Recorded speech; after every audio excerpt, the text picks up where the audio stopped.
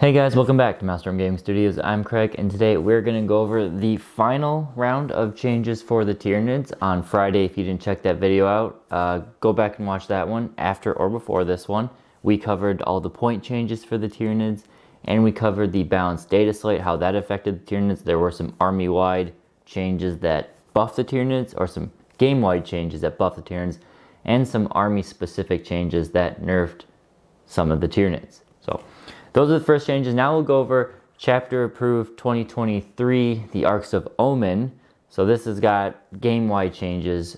Specifically, we'll look at the Tyranid perspective of all these and see how it kind of affects our playstyle going forward for the next 6 months, probably the rest of 9th edition. So if that all sounds good, do like and subscribe to stay up to date on all of our content here at Maelstrom Gaming Studios.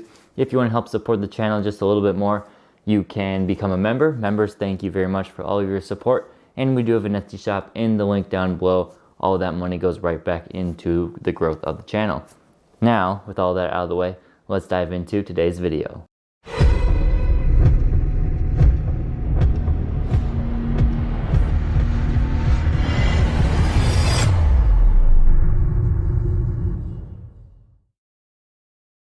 So in the Grand Tournament 2023 pack, Arks of Omen, there are two main changes we are going to cover today. There is the new detachment. We will cover that in depth. It will greatly, well, for Tyranids not as greatly, but it will greatly change how you potentially can build your army. And we will cover the changes to secondaries. No drastic changes to them, but some tweaks here and there which are going to play a part in how Tyranids play the secondary game going forward. Two big changes, and then we'll wrap it up with a conclusion. How I think this is going to affect us, maybe talk about a few units, but I won't get too rambly in this video, as we'll save it for a future one where I kind of dive into where we start brainstorming, figure out how our Tyranids is going to get through and win games in this part of 9th edition. So let's start off with that Arks of Omen detachment. So as you can see here, the Arks of Omen detachment is a new detachment. It is the one and only one you get, with a few exceptions. You start out, as long as you're not Knights or Chaos Knights, ignore them for now, they play it slightly differently, but you have 1 HQ you have to take, and you have to take 3 of something else. So 3 troops, 3 elites, 3 fast attack, 3 heavy support. If you're Knights, 3 Lord of War. You get to pick which of those you want to do. Tyranid players, if you want to play Monster Mash, take an HQ and 3 heavy support. That is a legal army. If you want to play Swarm, take the 3 troops, kind of like a normal battalion, but only 1 HQ now. If you want to play with the elite game, then you can take elites. If you want to play fast attack, though probably won't be any more, then take all the fast attack. Choices are there. Again, you only get 1 of these detachments. There is some exceptions where there are ally rules. I won't go into in-depth which army gets what allies. Spoiler, Tyranids don't get any allies in this version. Unfortunately, no Genestealer cult support there. Ally detachments can take specific, but it tells you, like Genestealer cult can take a patrol of Brood Brothers. And for whatever reason, Space Marines can take a patrol of the Leagues of Votann. Why, I don't know that. But specific ally detachment. So if you are not a Tyranid player, just check the chapter approved book, and it will tell you exactly what you can take for your allied detachments. So like I said, you have to take your compulsory, and there are a ton of slots. Pretty much anything you want to build, you can in here. There are 9 additional troop choice slots. There are 3 additional elite slots, plus 3 elite slots for character only elites. You can't go over 3 elite characters. They can't spill into, and the standard elites can't spill into the elite character slots. Fast attack, you can get an additional 3. Heavy support, you can get an additional 3. You can now take your fortifications as part of the 1 detachment. You can take your flyers. That's not anything different. It is 0 to 2 flyers. Nothing too crazy there. You can take Lords of War directly into this detachment, so you don't have to take an extra detachment or an auxiliary detachment. None of that shenanigans. So if we do want to take a Harridan or a Hierophant, then you just pop it in, no CP cost. So that is a nice change. I do like it. Dedicated transports, we do have those, I guess, for Tyranids, so hasn't really changed there. 1 per infantry unit you take. Not a big deal, but it is what it is. 3 additional HQs. So again, there's just options. You can do whatever you want really with this detachment, and it's just going to open up to how Tyranids play. You can play Monster Mash with an HQ and 6 heavy support slots, and that would be your list. No more tax troop choices if you don't want to. One Gene Stealer cult list that I'm going to be playing around with is 1 HQ and 9 troop choices, and then a couple heavy support, dedicated transports, and fast attack. But only having to take the 1 HQ character gives me some more points and flexibility to try a list that I've been wanting to do for a long time. Pretty much all of 9th edition Gene Stealer Cult 9th edition Codex. So yeah, that's what it is. Let me know what you guys think in the contents. Again, I don't think this impacts Tyranids more than anything, but it is something. Ooh, one more note. It's not on the screen. I will put it on the screen for you guys like a slap here. There's a new stratagem. I did not include this, I realized.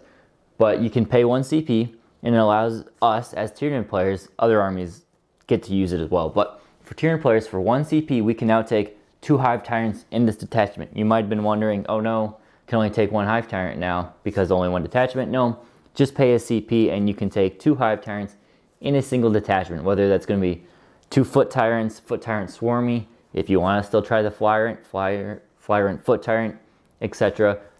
We are now limited to 2 Hive Tyrants, but it's at a cheaper CP cost, so I do like that one. The other stuff we have to deal with today is the secondary shakeup. There's not much in terms of changes. A lot of what Tyranids like to do has become harder, which is not what I was hoping. I hope it would have been the other way around, but it has gotten harder. So we'll talk on 2 generic secondaries that got nerfed.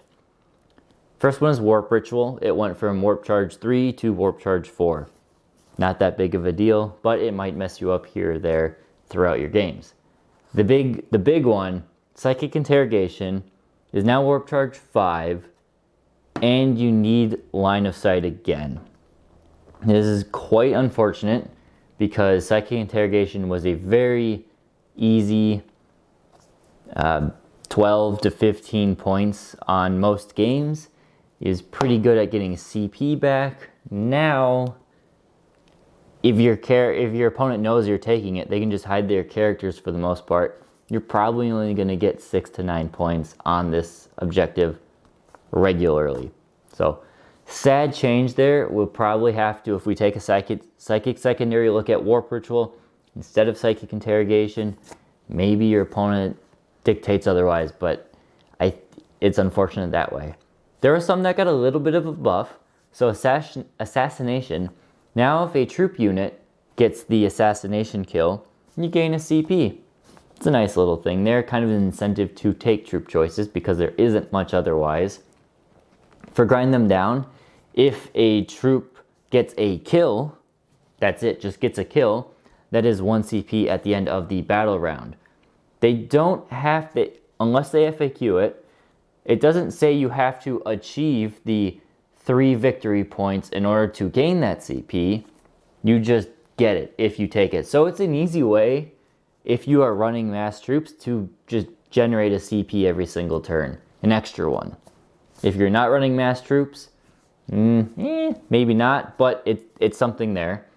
Behind enemy lines, this is a nice change, and I think a lot of Tyranid players are going to gravitate towards this one. They changed it, so it used to be 2 CP, or 2 victory points and 4 victory points based on the number of units you had in your opponent's deployment zone. It is now 3 victory points for the first unit, but still 4 victory points for the second unit. And if it's a troop choice unit that is sitting in the back completing this objective, you get a CP from that. I can see a lot of Tyranid players maybe taking just Hormagaunts or Gargoyles and throwing them back there to try and gain a CP, as well as getting these victory points. If you can keep a unit, a single unit back there every round. Well, that's 15 points right there. The other minor change, behind enemy lines, engage in all fronts got changed. So it's the same way you need a unit that started the strength of 3 models or more. If you're doing it for 3/4, they still have to be 6 inches away from the center line. However, if you are doing it for 4/4, they only have to be 3 inches away. So it's a weird gamble with that, where if you set up 3 units in the quarters that they're within 3 inches, and you go for that 4th unit, but let's say they die or something, well, now you could have gone from potentially getting 3 points to 0 points, because those other units might not be within the 6-inch bubble once that unit dies. So watch out for that. It seems like a weird little trap, which I guarantee is going to screw some people over throughout the course of this Arks of Omen. But an interesting little change there. Then we have Tyranid specific secondaries, and I was crossing my fingers that these would get a little easier throughout this last 6 months of 9th edition. It's not. It's harder, if anything. So Synaptic Insights, one that nobody took, that wasn't good at all, maxed you out at 12 points, and it wasn't even an easy 12 points. They now bumped up that number of your kill tally points from 4 to 5. Why they did it like that, I don't know. Did they have some data that said people were maxing out Synaptic Insight every single game they took it? I find it hard to believe. Again, if you just want to refresh, how Synaptic Insight worked is every time you kill a model with 3 to 5 wounds, that is 1 point. You kill a model with 6 to 9 wounds, that's 2 points. Kill tally points, not victory points. And a model with 10 plus wounds, that is 3 kill tally points. Your kill tally points at the end of a battle round have to equal 5 in order for you to get 3 victory points.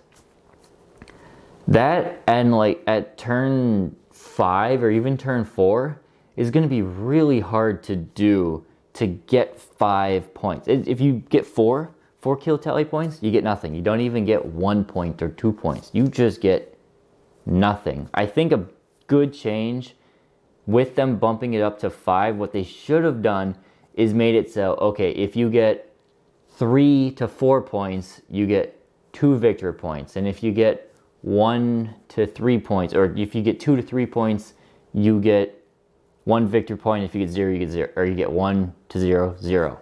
Would have been a way to maybe make it easier to score some points. It's just, I don't think it's going to be doable. You could easily get 6 points on this one. Pretty much every game you're going to get 6, maybe 9. But getting even 12 is going to be hard, let alone it's impossible to do 15. Spore nodes, unfortunately, did not change. Now, I don't think this one was the worst of them all. It's just the way Tyranids played previously, it did not go well with taking spore nodes. Now, I think if we want to switch towards more of a swarm-based army, which some people definitely will do, spore nodes is going to be a great secondary if you are not already taking banners, because those two go hand in hand in the same category. I think spore nodes is still a decent option. It's just unfortunate because you are basically throwing away your troop choices in order to do this. But now maybe you want to play that way. You can take 12 troops. Maybe you want to take 120 Hormagaunts and have, or you want to take 60 Termagants, or 60 Hormagaunts, 30 Termagants, 30 Gargoyles, all in 10-man units, and just constantly throw them at your opponent, trying to get as many of these actions behind enemy lines, because this one will pair well with behind enemy lines as possible. It's a weird way to play Tyranids, but you could definitely do it. The final one, Cranial Feasting, has seen a minor nerf. I still like this one a lot. Maybe with Tyranids going away from the hyper aggressiveness, it's not going to be as good, or as good to take. The main change is that now if a feeder tendril unit kills the character, they only get +1, they don't get +2. So if a feeder tendril model kills a character, you now only get the CP back on a 3+, not a 2+. It's not a huge change. It might cost a few people some points here and there, but in the grand scheme of things, it's not going to affect it too much. So, unfortunate they didn't change Synaptic Insights, because that really had potential to be better for the Tyranids. But Cranial Feasting, Shadow Operations, I still think will be decent options. Maybe leaning towards Spore Nodes more than anything these days. So where does that take us? Secondaries are going to make this challenging with our point increases, or significant point increases on some of our lethal units. I think Shadow or Psychic Interrogation, which was an auto take for me in most cases, is now a trap. I would not recommend taking it unless you are playing Gene Stealer Cult and they have a bazillion characters, but even then they're good at hiding them, so watch out there. Warp Ritual will probably be, if you take a Psychic one, the one to go to. And I'm not a fan that the Tyranid specifics didn't get any better. Again, I said Spore Nodes is going to be a decent option.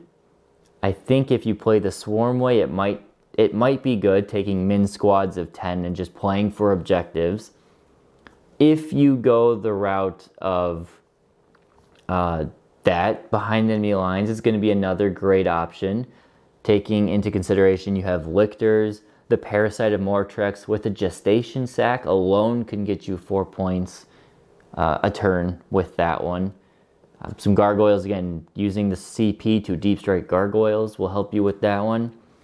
And then finally, maybe Monster Mash will still have to play. We're going to try here on this channel to make as many playstyles work as possible. Monster Mash is going to be tricky. You're going to have to be very opportunistic with your monsters, but you can take Grind Them Down is not a bad secondary with Monster Mash, because you're going to have limited units. Cranial Feasting, if you're playing aggressive, it could get you some points. Again, it's not my favorite anymore, but it could work. Warp Ritual, yeah, it's, again, doable. If there's another killy one, maybe your opponent has a ton of infantry. Maybe your opponent has a ton of Psychers. Oh, no, that doesn't work for you. Vehicles, that's what I'm going for. Yeah, so it's going to take time to see what we can do. The big thing is that we have much more flexibility with the Arks of Omen detachments, so we look forward to that. And we're going to have to rethink how we play our secondaries, because what I thought we had as some auto-include ones before are no longer there, and I think our auto-include ones weren't even great to begin with. So losing those does hurt the Tyranids, and it really takes them from where they were as, you could argue, the second best army in 40k when played at a really high skill level, down to we're going to be competing in the middle of the pack. Probably, I mean, Tyranids we're not done. Tyranids are going to be more challenging to play. They're not going to be what AdMech have been. They're not going to be what Space Marines have been. They're going to be able to compete because the data sheets are still powerful. You're just going to have to be careful with them. We'll see how the meta evolves. Again, combination of Monster Mash and Swarms. I will try. There'll be a video here. I'm going to try and create a ton of different lists and share them with you guys. Eventually, as I do some more brainstorming, some just list creation, get some ideas flowing out on the table, eventually get some games in to try them out too. And we'll work from there. We'll work as a community, as a Tyranid community, to build the best possible way to win as Tyranids. It won't be what we had. We had a golden age of Tyranids this past year or so. Tyranids have never been as good as they were right there in the past 10 years. And I am someone who's played Tyranids I'm on year 11 of them. So this past year has been the best time to play Tyranids. I don't think it's not going to be what they were. They're still going to be fun. They're still Tyranids. They're still cool. We might take a little bit of a dip, but we'll find our way to win. And who knows, 10th edition is coming around the second half this year. Tyranids are rumored to be getting all of the love in terms of model range, and that means an early codex, so we'll see where that takes the Tyranids soon. But we will adapt, we will win, we will consume, we will do what Tyranids do best. We're just going to have to think a little bit differently about doing it this time. So, that's what we got. Thank you guys for watching. Again, let's have some discussion in the comments. Where do you think are you gonna be playing swarms and just playing for pure objectives?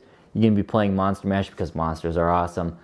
I will, like I said, work to create some lists for you guys. I'll make a video. Probably I want to try 3 or 4 lists. What I'm thinking right now is a mass swarm objective taking type army. I'm thinking of a Monster Mash, probably some sort of, not hyper aggressive, but just a Monster Mash obsect monster type list. I want to see if Swarmlord has play. I think the Shard Gullet Foot Tyrant is better than Swarmlord still, but it's been a while since Swarmlord's come out, so I want to see if I can make him work. And then maybe we'll try some other just obscure things and see what we can do with it. But it does come down to the secondaries in this way. And again, if you don't want to play, this is the beauty of Chapter Approved. You don't want to play with secondaries, don't. Play Open, or play, not Maelstrom, that's what we named ours after the old version, Tempest of War. Play the new boarding action. It looks like a lot of fun. We will be covering it on the channel soon. We just got to get our armies ready to go, but boarding action will be on the channel. Just, it's not the end of the world for Tyranids. They're not what they were, but it's not the end of the world, and we'll still have fun playing 40k. So thank you guys for watching. Thank you, members, and we'll catch you next time here at Maelstrom Gaming Studios.